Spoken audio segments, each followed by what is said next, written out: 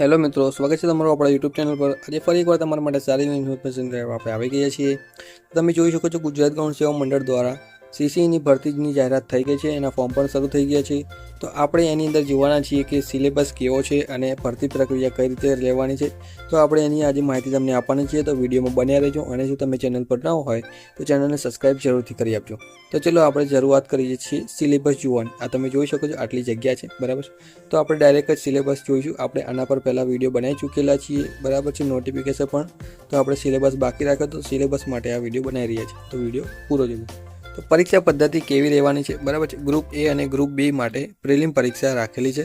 Prelim પરીક્ષાનો syllabus આપણે જોઈ લઈએ છીએ। ઇંગ્લિશ 15 માર્ક્સનું રહેશે, ગુજરાતી 15 માર્ક્સનું રહેશે, જનરલ અવેરનેસ અને કરંટ અફેર્સ 30 માર્ક્સનું રહેશે, ક્વોન્ટિટિવ એપ્ટિટ્યૂડ એટલે કે મેથેમેટિક્સ 30 માર્ક્સનું રહેશે અને રિઝનિંગ જે 60 માર્ક્સનું રહેશે।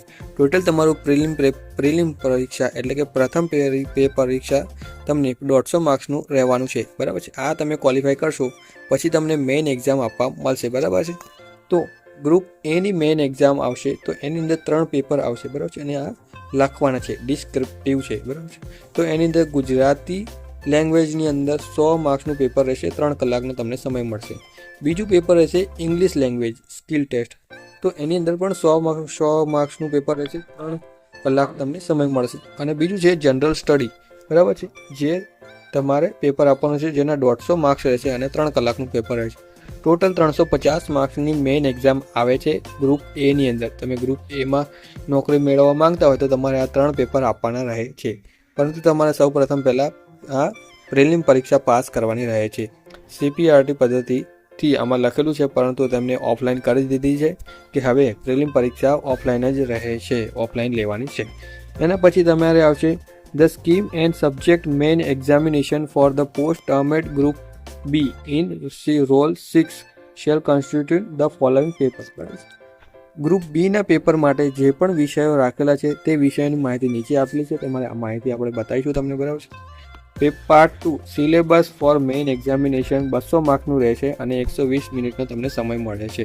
આ 120 મિનિટમાં તમારે કેટલા માર્ક્સ ખેંચવાના, કયા કયા વિષયને કેટલો ભારણ આપેલું છે, આપણે એની વાત કરીશું। તમારે 200 માર્ક્સ કઈ રીતે થાય છે તમે જોઈ શકો છો। Indian state and system and કોન્સ્ટિટ્યુશનના 20 માર્ક્સ રહેશે, ઇન્ડિયન ઇકોનોમી, સ્ટેટ ઇકોનોમી અને નીતિ આયોગના 20 માર્ક્સ રહેશે, પબ્લિક એડમિનિસ્ટ્રેશન એન્ડ ગવર્નન્સના 20 માર્ક્સ રહેશે, ડિસિપ્લિન એન્ડ એથિક્સ પબ્લિક સર્વિસના 10 માર્ક્સ રહેશે, information and various government scheme એના 30 માર્ક્સ રહેશે। આ રીતે તમે જોઈ શકો છો 200 માર્ક્સનું તમારે પાર્ટ બીની અંદર આપવાનું રહે છે મેઇન એક્ઝામ માટે, ગ્રુપ બી માટે।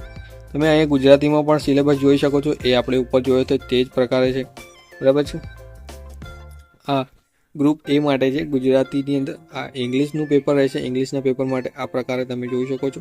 અને આ છે જનરલ સ્ટડી ગ્રુપ એ માટે ત્રીજું પેપર 3નું આ છે જનરલ સ્ટડીની અંદર હિસ્ટ્રી ઓફ ઇન્ડિયન આવશે 15 માર્ક્સનું, એની પછી culture and heritage 15 marks, geography 15 માર્ક્સની આવશે, સાયન્સ એન્ડ ટેકનોલોજી 10 માર્ક્સની આવશે, ઇવેન્ટ એન્ડ રિજનલ નેશનલ એ 30 માર્ક્સનું રહેશે, ઇન્ડિયન સ્ટેટ એન્ડ કોન્સ્ટિટ્યુશન 20 માર્ક્સનું રહેશે, પબ્લિક એડમિનિસ્ટ્રેશન ગવર્નન્સ એ 20 માર્ક્સનું રહેશે।